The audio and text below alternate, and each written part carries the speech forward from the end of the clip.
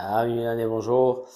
Petite vidéo brève d'avant-match ce soir, donc ça va être très court avec les dernières nouvelles. Donc Pulisic ne jouera pas ce soir, c'est confirmé. Petite gêne encore au niveau musculaire, elle reviendra en principe entre le match de coupe jeudi, entre la Lazio et peut-être le match du Torino le week-end prochain, si je ne me trompe pas.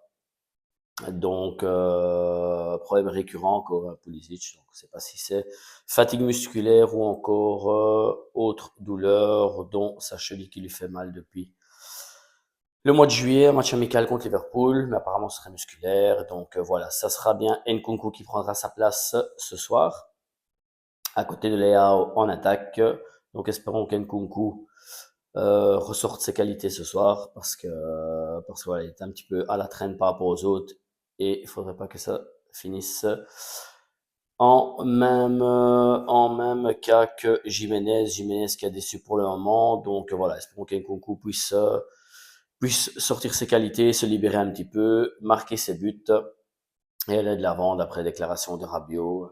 Rabiot qui parle des qualités d'Nkunku, le fait de s'acclimater dans un nouveau pays qui n'a pas été évident, qui n'avait pas pu faire une bonne préparation, aussi par rapport à sa longue saison avec Chelsea l'année passée où il n'a pas joué beaucoup de matchs non plus.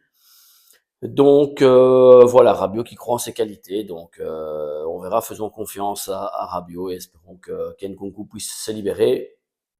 Alors, et les deux dernières petites nouvelles, une par rapport à Jiménez. Jiménez, apparemment, Sunderland aurait fait l'offre à Milan de 30 millions, plus ou moins.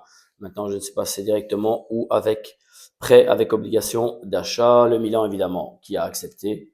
Et je crois que arriver à ces conditions aussi, que le garçon n'arrive pas à passer ce step et à remettre des buts comme auparavant il l'a fait avec Feyenoord, peut-être que ça peut être la solution et qu'il pourra se libérer ailleurs. Donc voilà, on attend des nouvelles en janvier par rapport à Jiménez et le nom qui circule de plus en plus ces jours-ci, c'est le nom de Mateta de Crystal Palace.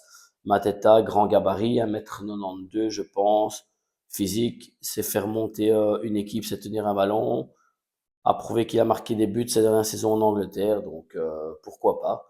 Mais voilà, je reste toujours un petit peu réticent par rapport à la dépense directe. J'irais plutôt vers un prêt avec droit d'achat pour pouvoir acheter un attaquant concret en fin de saison. Donc voilà, petite nouvelle brève.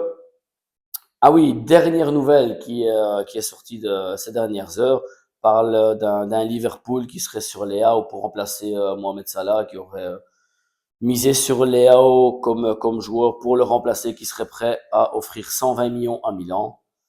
Et je peux vous dire pour ma part qu'à 120 millions, je peux l'apporter même moi en voiture s'il le faut. Donc voilà, blague à part, je sais que on sera toujours un petit peu en concordance ou pas avec Léao. Léao qui fait débattre toujours, hein. Malheureusement, c'est un joueur inconstant, un joueur qui a d'énormes qualités, mais qui ne les montre pas tout le temps, régulièrement.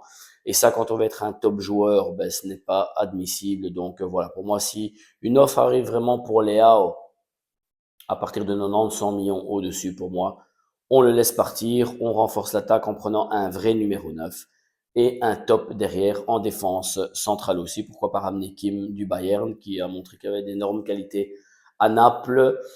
Donc voilà, pour moi c'est un oui. Donc ben voilà, en espérant que ce soir il fasse le sien contre la Lazio, qu'il fasse une bonne fin de saison et puis nous verrons comment se terminera la saison et les décisions qui seront prises de ce côté-là. Donc, petit like si la petite vidéo, même si elle était brève, vous a plu. Abonnez-vous à la chaîne, c'est totalement gratuit. Et on s'entendra sûrement ou ce soir ou demain pour parler du match de la LAS, ce résumé du match, en espérant une victoire parce qu'elle sera très importante. Cette victoire sera très importante de prendre les 3 points pour garder le haut du classement et continuer cette course au Scudetto, dont je rappelle, depuis le début de saison, le Milan doit être en course avec l'Inter de Milan et peut-être en principe le Naples, même si je le vois maintenant un petit peu derrière. Pour moi, la course sera avec l'Inter pour cette course au Scudetto qui est totalement accessible.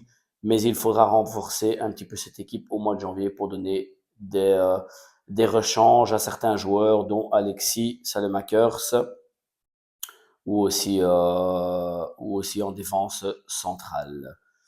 Forza Milan et on se revoit après le match de la Lazio ce soir.